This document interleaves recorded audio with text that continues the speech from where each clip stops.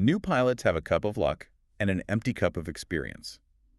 The trick is to fill the cup of experience before the cup of luck runs out. Wow. That's a heavy way to start things off. A little ominous, maybe. That's a little. But it's really stuck with me. We are diving into the FAA Risk Management Handbook today. And I know what you're thinking. Government handbook? Exactly. The ultimate cure for insomnia. But this thing, it's different. It's basically a guide on how to stay alive Yeah. when things get very, very real. It really is. And looking through it, what's so striking is that, yeah, it's for pilots, but it's actually just a masterclass in decision-making, period. For anyone. For anyone in a high-stakes environment where a simple mistake isn't just an oops, it's, a catastrophe. Exactly.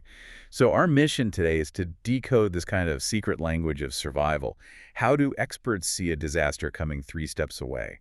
And how can we apply those mental models, whether we're, I don't know, driving to Thanksgiving in a blizzard or just making a tough call at work? Because the psychology is identical. I mean, the mental glitch that makes a pilot ignore a warning light is the exact same one that makes a CEO run a company into the ground. We're all running on the same buggy hardware. So let's crack it open. The handbook starts with something that feels a little bit, well, semantic. But it's the foundation for everything. The difference between a hazard and a risk. Right. And I'll be honest, before this, I use those words completely interchangeably. I think most people do. But in safety science, if you mix them up, you literally can't solve the problem. The handbook is super specific here.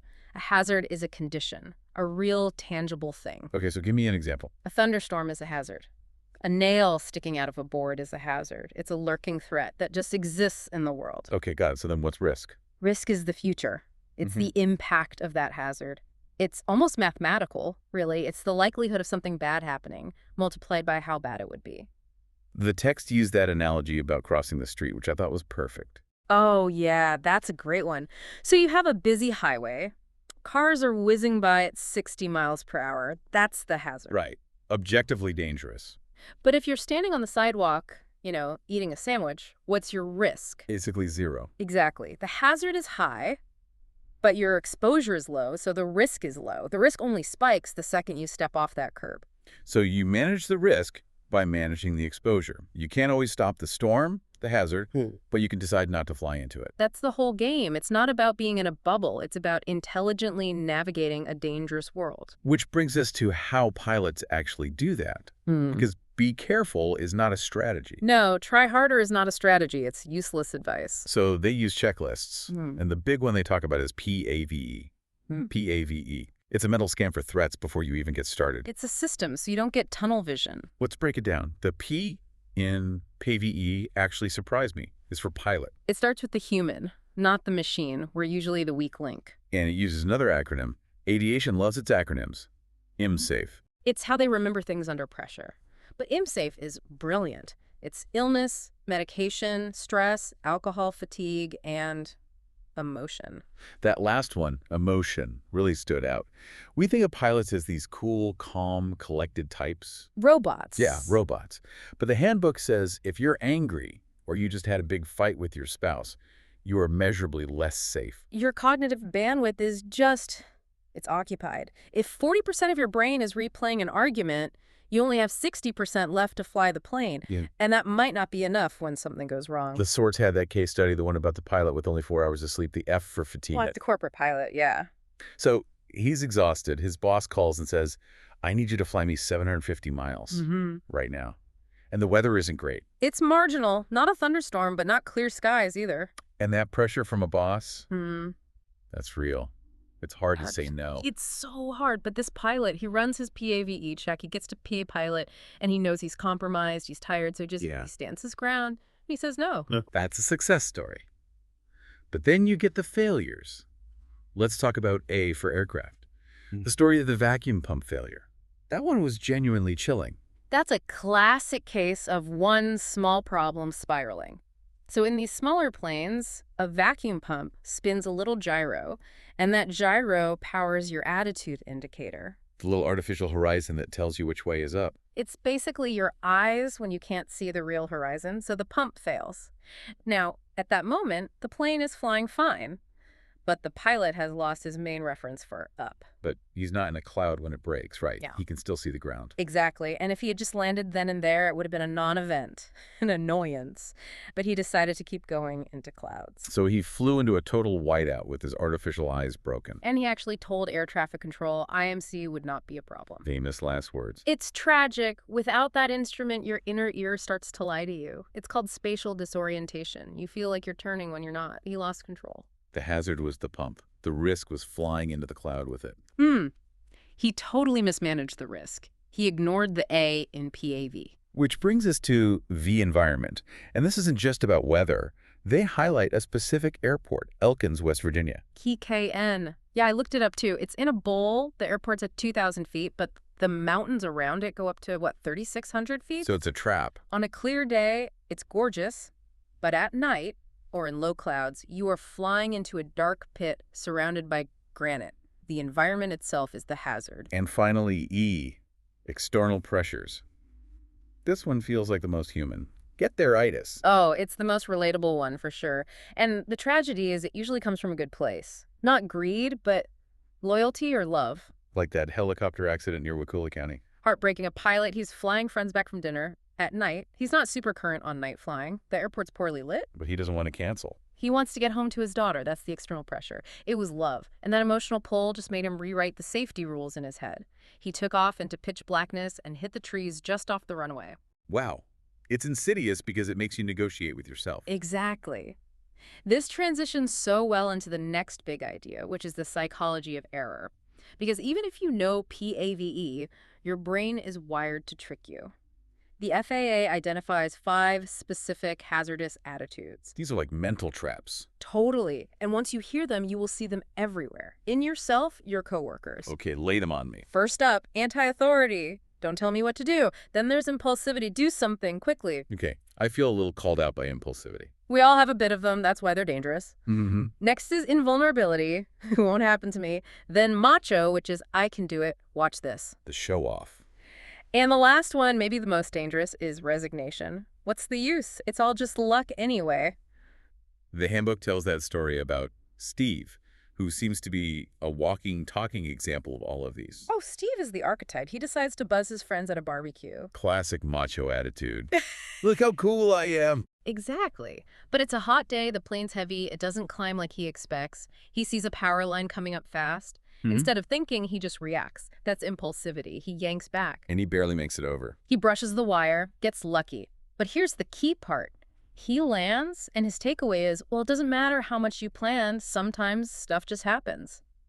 That's resignation.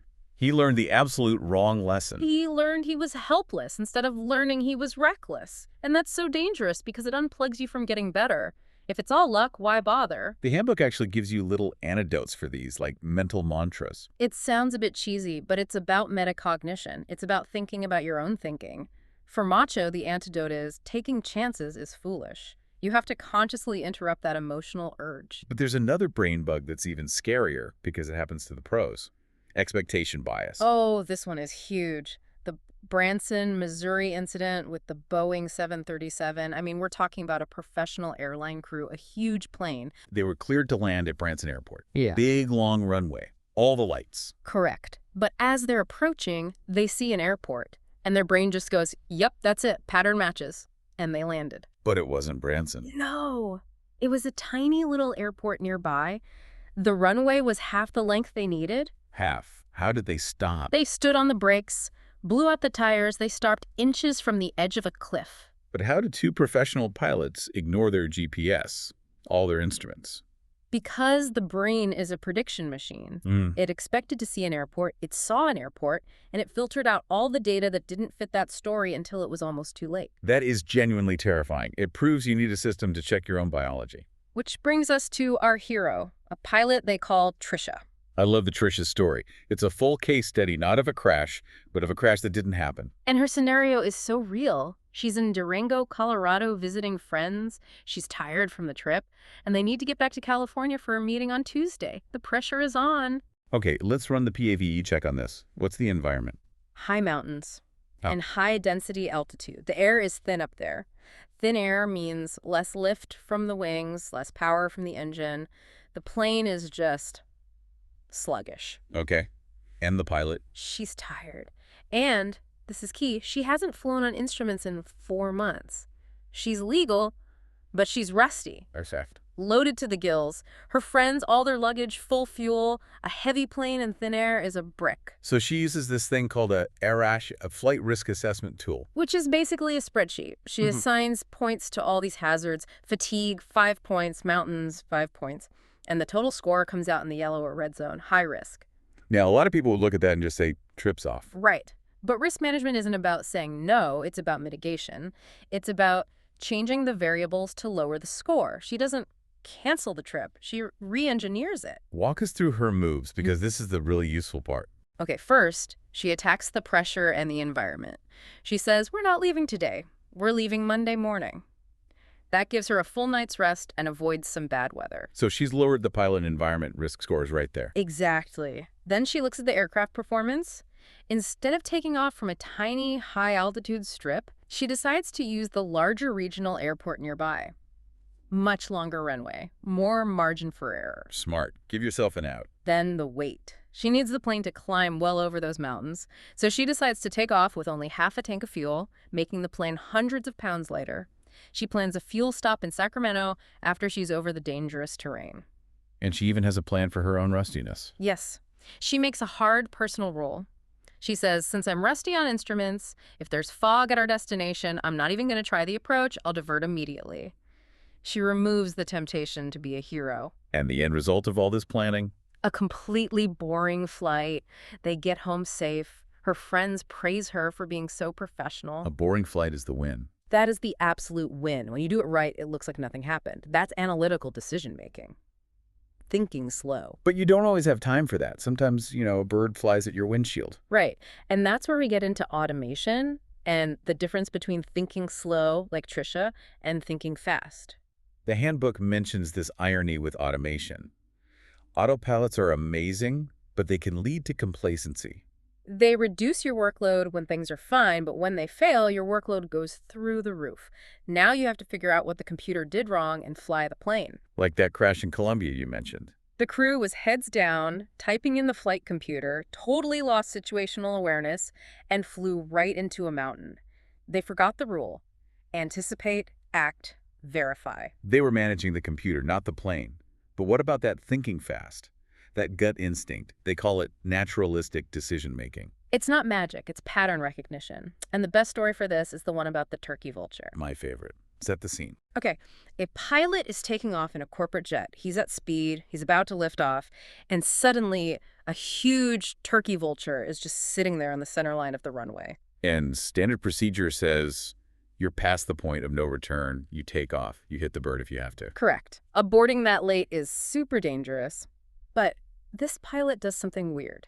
He hesitates, he keeps the plane on the ground for 2 extra seconds, rolls past the bird, and then he pulls up. He broke the rule. Why? Because his brain instantly accessed a memory.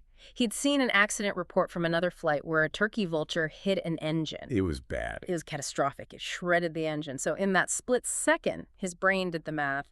Bird equals engine explosion.